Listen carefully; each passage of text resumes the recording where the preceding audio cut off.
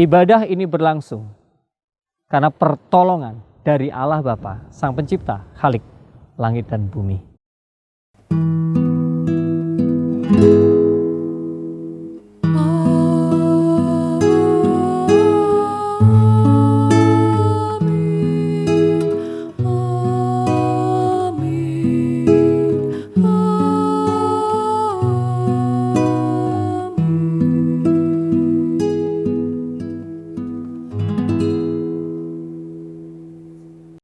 Kasih karunia dan damai sejahtera dari Allah Bapa, persekutuan dengan Yesus Kristus dan kuasa Roh Kudus menyertai saudara sekalian.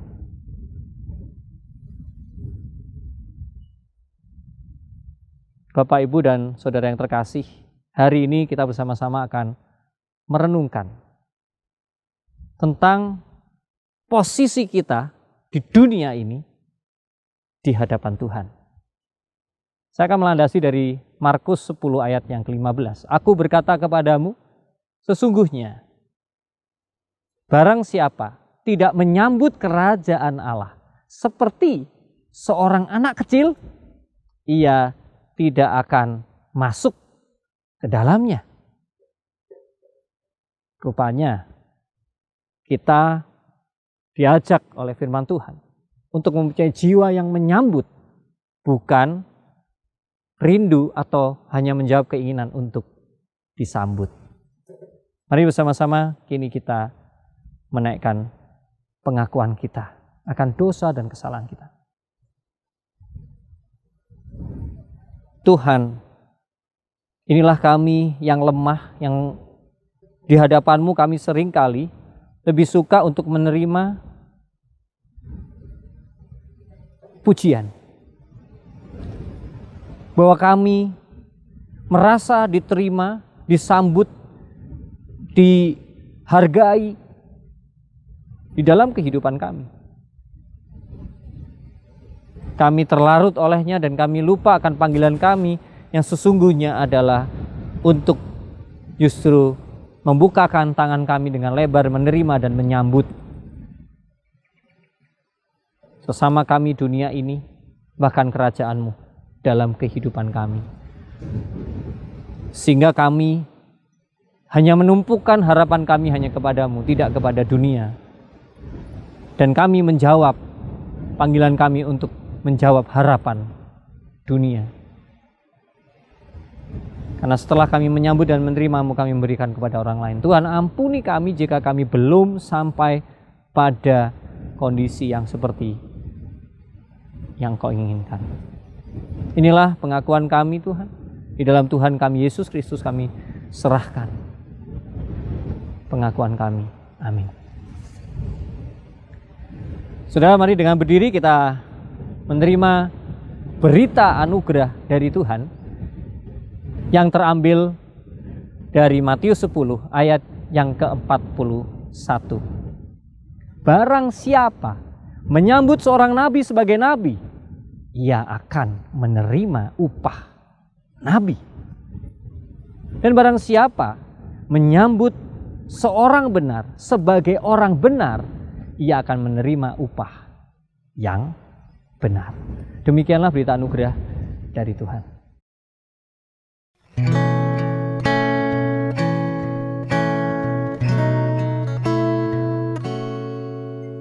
Ku mau seperti-Mu, Yesus, disempurnakan selalu dalam setiap jalan.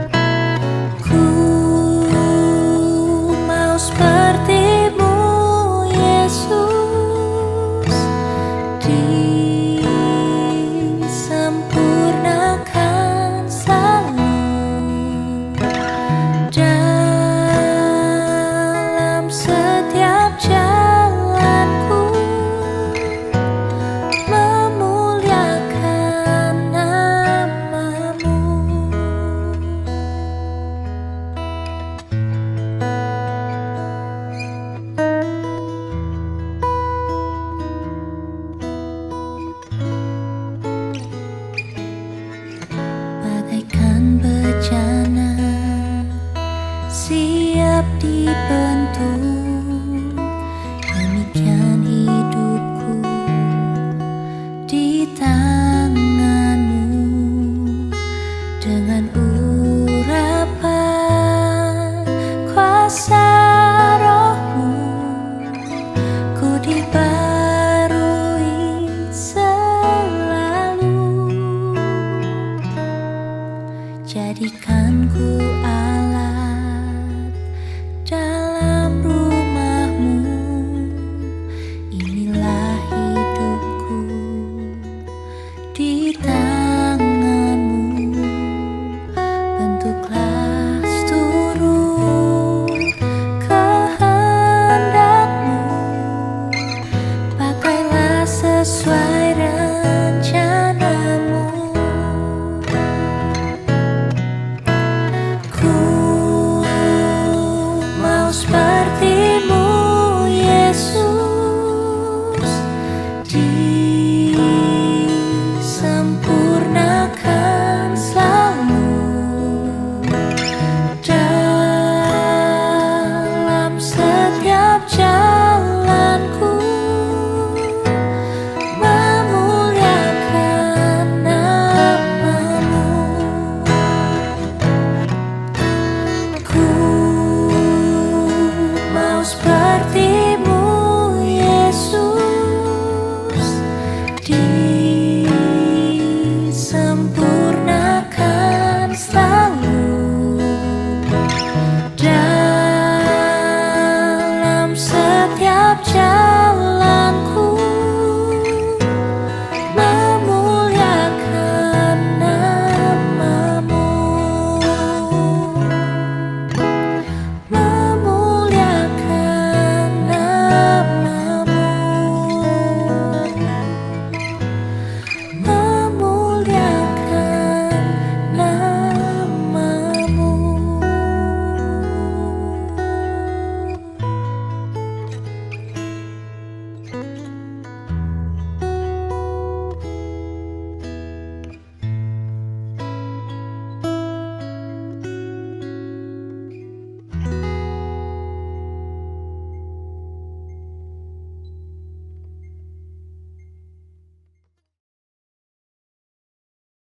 Mari kita berdoa. Ya Tuhan, di dalam pelukan-Mu kami hidup, di dalam rawatan-Mu kami bertumbuh, dan di dalam kasih karunia-Mu kami berbuah. Hari ini kami datang di hadapan-Mu Tuhan, agar kehidupan kami mampu mengagungkan dan memuliakan-Mu. Maka tuntunan-Mu menjadi penting dan menjadi pusat kehidupan kami. Kini Engkau akan berfirman kepada kami Tuhan. Melalui kuasa Roh Kudus yang ada dalam hati kami sedia menundukkan diri kami. Amin. Jemaat yang dikasihi oleh Tuhan Yesus Kristus, pembacaan kita pada hari ini diambil dari Injil Markus, pasalnya yang ke-9 ayat 30 hingga 37. Injil Tuhan Yesus Kristus menurut Markus, pasalnya yang ke-9 ayat 30 hingga 37. Firman Tuhan berkata, Yesus dan murid-muridnya berangkat dari situ dan melewati Galilea. Dan Yesus tidak mau hal itu diketahui orang. Sebab ia sedang mengajar murid-muridnya, ia berkata kepada mereka, Anak manusia akan diserahkan ke dalam tangan manusia, dan mereka akan membunuh dia. Dan 3 hari sesudah itu, ia dibunuh, ia akan bangkit. Mereka tidak mengerti perkataan itu, namun segan menanyakan kepadanya. Kemudian tibalah Yesus dan murid-muridnya di Kapernaum. Ketika Yesus sudah di rumah, ia bertanya kepada murid-muridnya, apa yang kamu perbincangkan tadi di tengah jalan? Tapi mereka diam. Sebab di tengah jalan tadi mereka mempertengkarkan siapa yang terbesar di antara mereka. Lalu Yesus duduk dan memanggil ke-12 murid itu. Katanya kepada mereka, jika seseorang ingin menjadi yang terdahulu, hendaklah ia menjadi yang terakhir dari semuanya dan pelayan dari semuanya. Maka Yesus mengambil seorang anak kecil dan menempatkannya di tengah-tengah mereka. Kemudian ia memeluk anak itu dan berkata kepada mereka, "Barang siapa menyambut seorang anak seperti ini dalam namaku, ia menyambut aku. Dan barang siapa menyambut aku, bukan aku yang disambutnya, tetapi dia yang mengutus aku." Demikianlah Injil Tuhan Yesus Kristus. Berbahagialah kita semua yang mendengarkan firman Allah, yang menyimpannya, serta melakukannya di dalam kehidupan sehari-hari. Haleluya.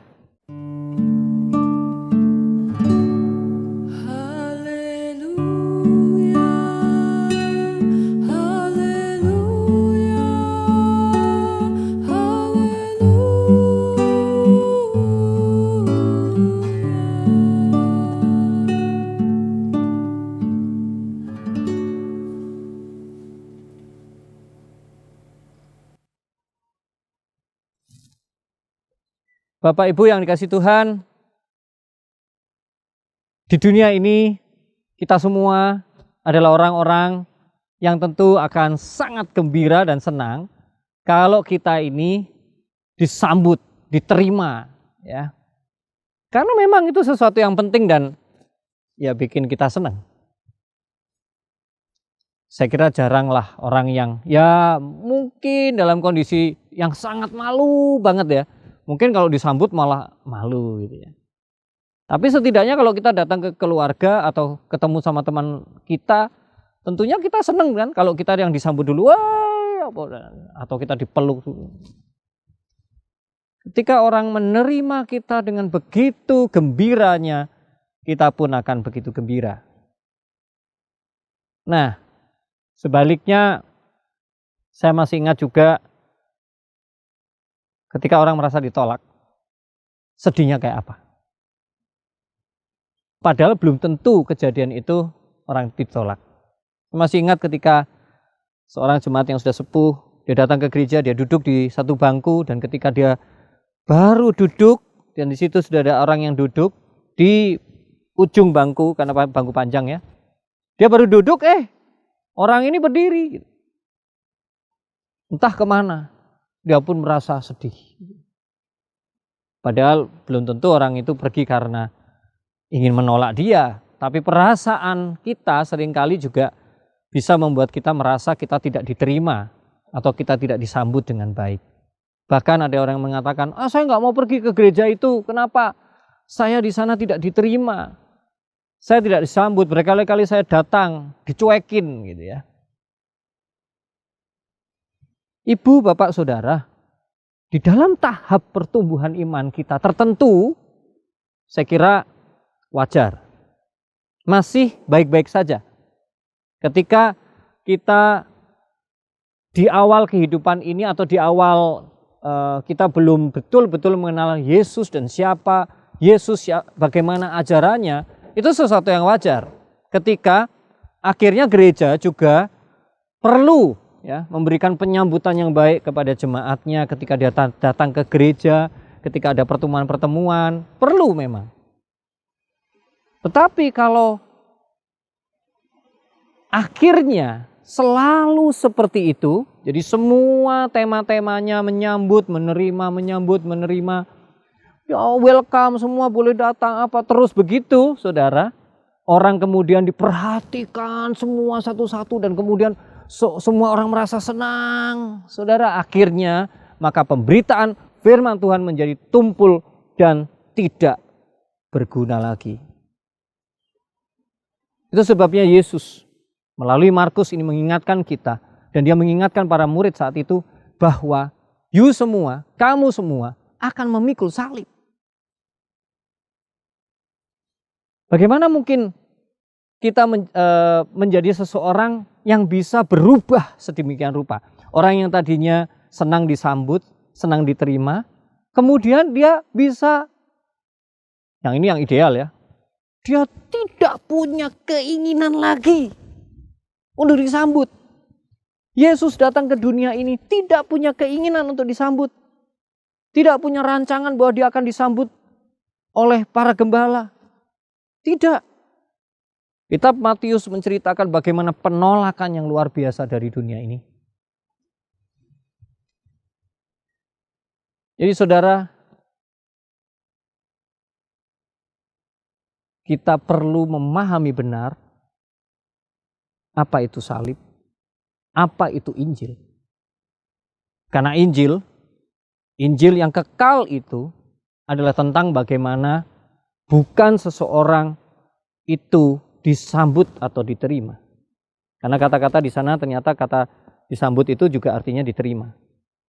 Tetapi bagaimana poinnya? Orang bisa menerima. Menerima semuanya. Kenapa? Ini menjadi istimewa, saudara. Karena menerima itu berarti kita bisa menerima yang baik bisa, menerima yang jelek bisa. Itu artinya yang menerima. Jika Yesus ingin kita belajar bagaimana menyambut atau menerima. Yang menarik, mengapa Yesus mengambil contoh itu menyambut anak-anak? Bagi sebagian orang menjadi sangat sulit menghadapi anak-anak. Betul ya? Mungkin di sini beberapa orang, apalagi mungkin yang tidak cukup sabar dan mungkin belum punya anak gitu, kadang-kadang gemes dan bingung. Ya, apalagi kalau anak sudah mulai nangis, sudah mulai ini dan sebagainya. Apa saja? Seakan-akan keberadaan anak itu menguji kesabaran seseorang, ya. Belum lagi sulit ya kita ngomong sama anak. Kemudian kita juga punya dugaan di dalam pikiran kita seakan-akan bahwa ngerti nggak sih anak ini gitu ya. Kalau anak kecil kita ngomong gitu ya, kayaknya kok nggak ngerti gitu ya. Nah, hal-hal kesulitan-kesulitan ini termasuk bagaimana supaya anak itu menangkap maksud kita gitu. Nah, kesulitan-kesulitan seperti ini, mengapa kok sama Tuhan Yesus? Lihatlah, ketika aku menyambut anak-anak itu datang. Artinya saudara, bahwa kita belajar menyambut dunia ini, bahwa sebetulnya kalau menyambut sesuatu yang mudah, itu nggak usah diajarin. Kita nggak usah belajar Injil, kita nggak usah menggembur-gemburkan pekabaran Injil. Kalau yang kita ajak bicara adalah, atau yang orang yang kita hadapi di dunia ini serba mudah dan semuanya serba menerima kita. Tidak bisa. Tapi seseorang yang sudah bisa menghadapi dengan sabar, telaten, ngadepi anak-anak, kemudian kalau bicara orang itu belum cukup menangkap, kita tidak segan untuk mengulangi dengan sabar. Kita kalau sama anak-anak sabar enggak? Kalau kita tambah marah-marah, wah anak-anak tambah jauh, tambah takut, tambah bingung. Yang ditangkap bukan berita atau omongan kita, malah yang dia tangkap, aduh mamaku marah, oh papaku marah. Dia nggak akan ngerti gitu. Nah, itu sebabnya menyambut anak-anak, justru kita membangun diri kita menjadi seorang pribadi yang bisa menyambut hampir semua manusia dengan berbagai keunikan dan berbagai macam karakter, temperamennya yang ada di dunia ini. Dan bukankah itu artinya Injil itu malah punya peluang untuk masuk? Mengapa? Karena ketika kita menyambut mereka, menerima mereka dengan tulus, mereka yang merasa berdosa, mereka yang merasa kotor, mereka yang merasa lemah, mereka yang merasa sombong, mereka yang merasa hebat, mereka yang merasa benar sendiri, semuanya ada di dunia ini. Tapi mereka tetap merasa diterima dengan damai, dengan sabar. Bukan remuk jero, acur di dalam. Nerima di luar, tapi di dalam hancur. Berarti kita butuh kedewasaan iman, saudara, dalam kehidupan ini. Karena berita Injil yang pertama ternyata bukan bagaimana orang mengerti tentang konsep keselamatan. Bukan. Tetapi orang merasa diterima oleh kita, yang mana dia merasakan bahwa di diri kita ada Yesus yang membuka tangannya. Oh, aku diterima oleh Tuhanku. Aku diterima oleh gereja. Aku diterima oleh komunitas ini, orang-orang ini. Aku diterima. Aku disambut. That's the point. Itulah poin dari Injil. Itu sebabnya berkali-kali Injil bahkan surat-surat Rasul Paulus menekankan tentang pentingnya bagaimana kita menyambut orang lain.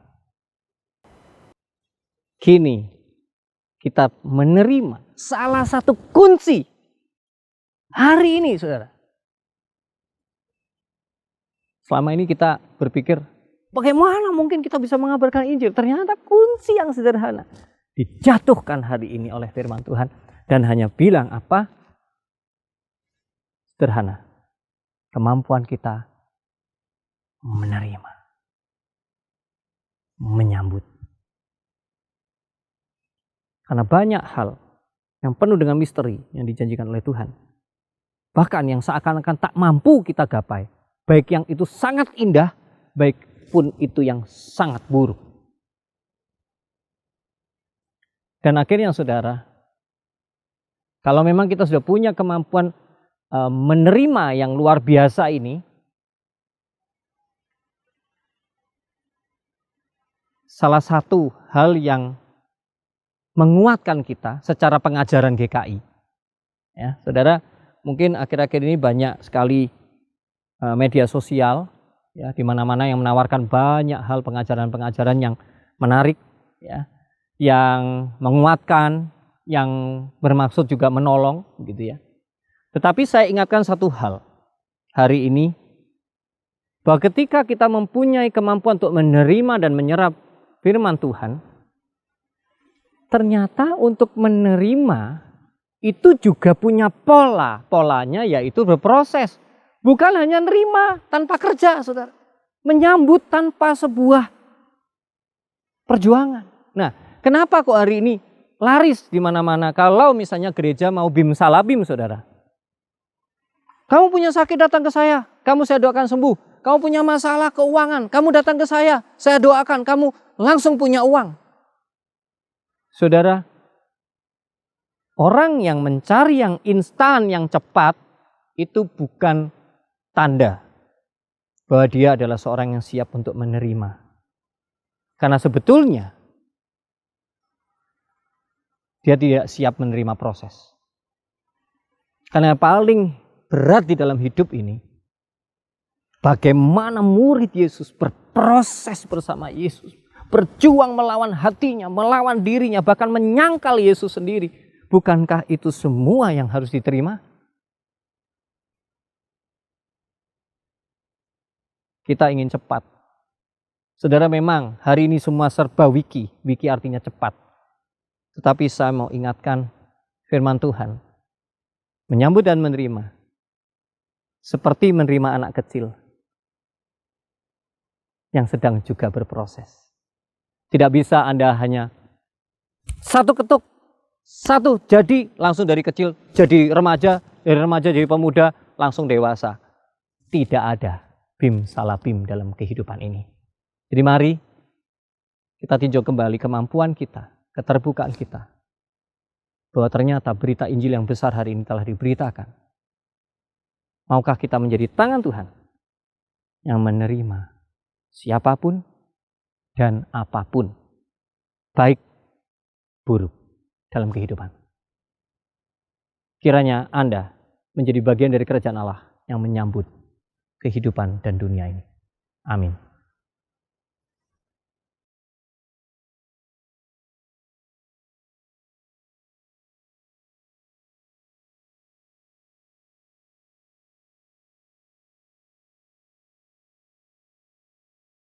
Jemaat yang dikasihi oleh Tuhan Yesus Kristus, bersama dengan umat Allah di segala abad dan tempat, marilah kita mengaku iman percaya kita yang berbunyi demikian.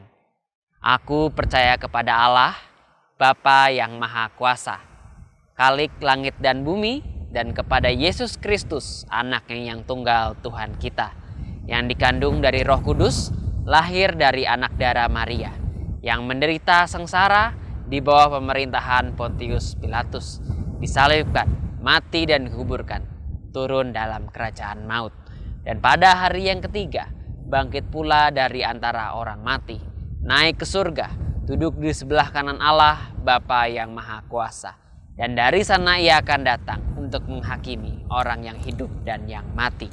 Aku percaya kepada Roh Kudus, gereja yang kudus dan am, persekutuan orang kudus, pengampunan dosa, kebangkitan orang mati, dan hidup yang kekal. Amin. Mari jemaat Tuhan kita menaikkan doa. Ya Tuhan, di dalam kemuliaan dan keagungan dan kebesaran-Mu, kami, ciptaan-Mu yang kecil dan sederhana ini, mendapat kehormatan untuk melaksanakan panggilan kami sebagai utusan Injil-Mu. Bantu dan tolong kami melalui setiap profesi kami, siapapun kami, baik kami yang di bidang kesehatan, di bidang keamanan, bidang politik, perdagangan, pendidikan, bahkan kami semua yang berkecimpung dalam pelayanan gereja-Mu, dan juga kami yang menekuni penelitian, dan mereka-mereka yang juga ada di sektor pertanian, peternakan, kemanusiaan, dan masih banyak bidang yang lain. Tuhan, ajar kami semua sebagai umat-Mu untuk tidak melupakan bahwa kami bukan mencari sambutan dari dunia ini, tetapi menampilkan wajah-Mu melalui diri kami, bahwa siapapun, betapapun kondisinya, apapun yang terjadi, kami adalah manusia yang siap menerima dan menyambut segalanya. Walaupun terkadang kami terlalu gembira ataupun terlalu sedih, namun kami tidak kehilangan fungsi kami, yang menunjukkan Engkau yang menyambut, Engkau yang menyongsong kami.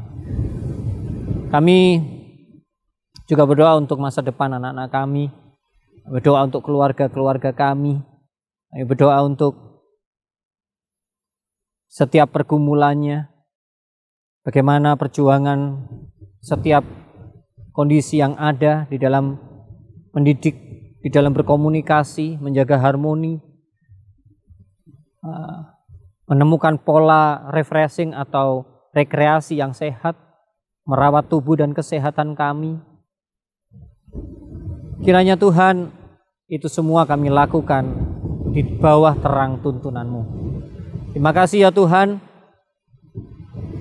Inilah doa kami, doa syukur kami untuk negeri kami yang boleh tetap senantiasa berjalan sampai hari ini dan siap menyongsong masa depan. Kami naikkan bersama doa yang Engkau ajarkan.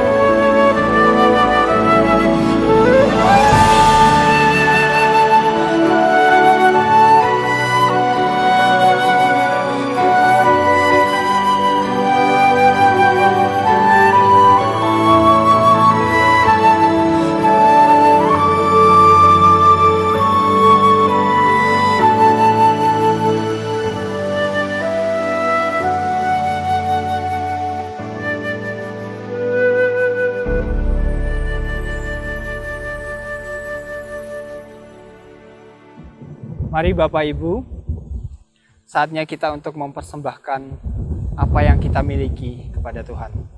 Sebagai landasannya, saya akan membacakan dari 1 Korintus pasal 9 ayat 18a. Kalau demikian, apakah upahku? Upahku ialah ini, bahwa aku boleh memberitakan Injil tanpa upah.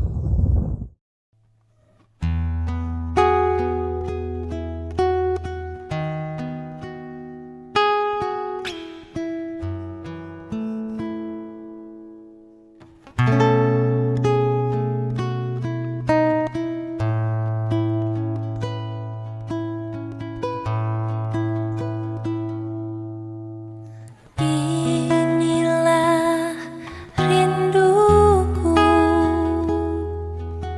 kepadamu,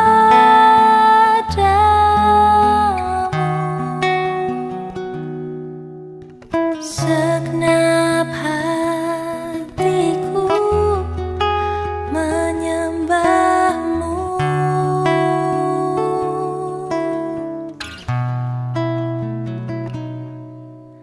Seluruh hidupku memujimu,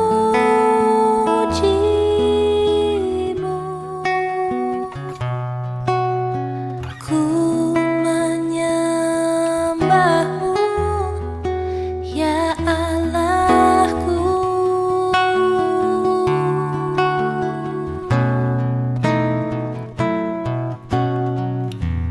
Ku berikan hatiku dan jiwaku,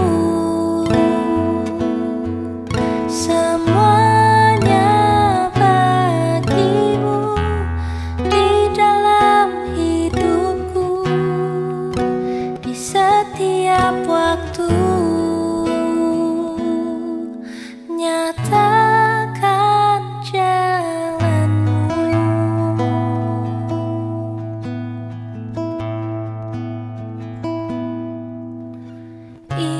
Inilah rinduku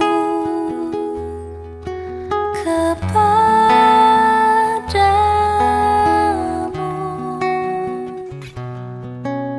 segenap hatiku menyembahmu.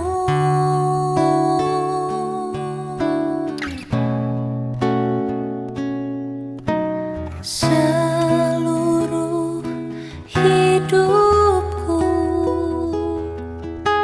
memujimu,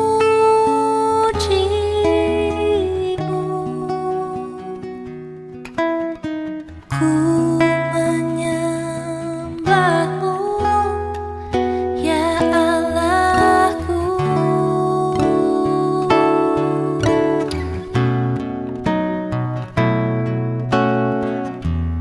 Ku berikan hatiku dan jiwaku, semuanya bagimu di dalam hidupku, di setiap waktu. Nyatakan jalanmu. Ku berikan hatiku dan jiwaku, semuanya bagimu di dalam hidupku, di setiap waktu. Nyatakan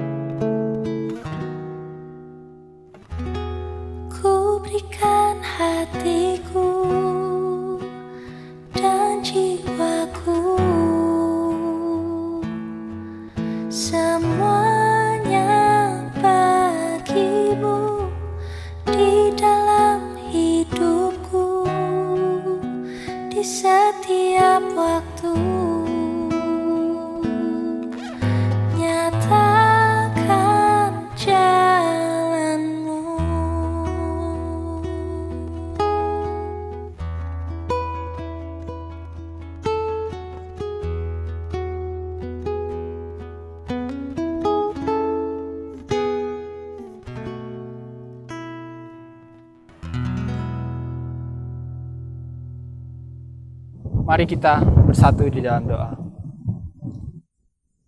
Ya Tuhan, kami mengucap syukur bahwa apa yang kami miliki ini sudah bisa menjadi persembahan bagi-Mu Tuhan.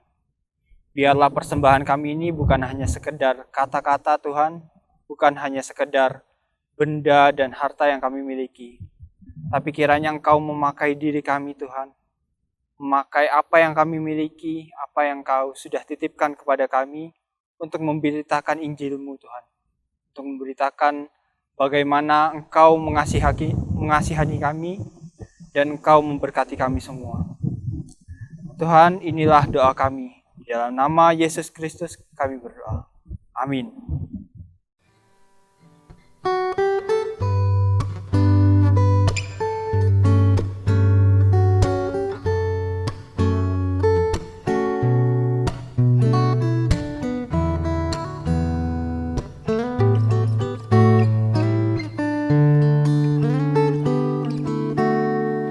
Aku ingin selalu berada di hadirat-Mu. Aku ingin selalu berlindung dalam naungan-Mu. Di bawah kepak sayap-Mu, Kau bawaku terbang tinggi, melintasi langit biru, bagaikan raja wali. Bagai raja wali, melintasi gunung tinggi. Bagai raja wali, melintasi badai hidup. Di bawah kepak sayap-Mu, Kau bawaku terbang tinggi, melintasi langit biru, bagaikan raja wali.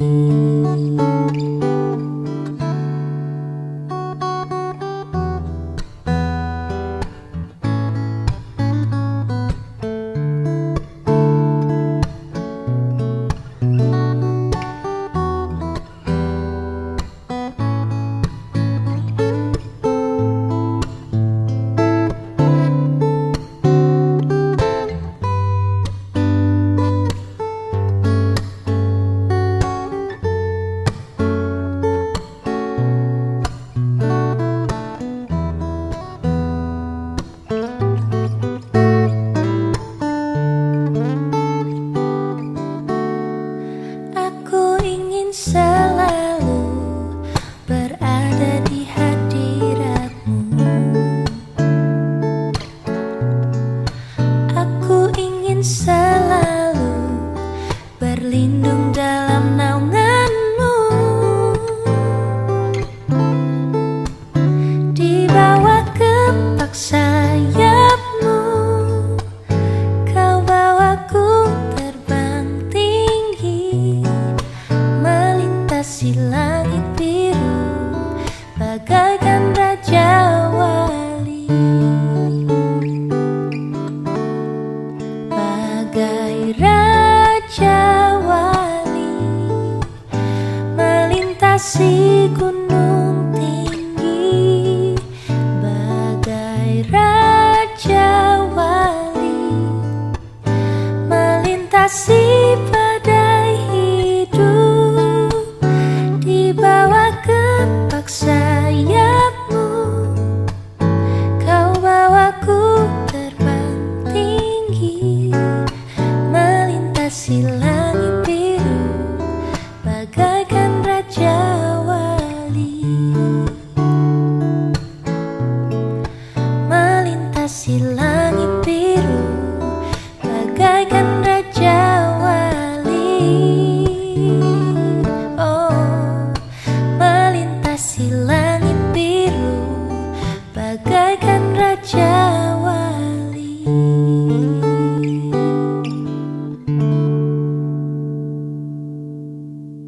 Arahkanlah hatimu kepada Tuhan.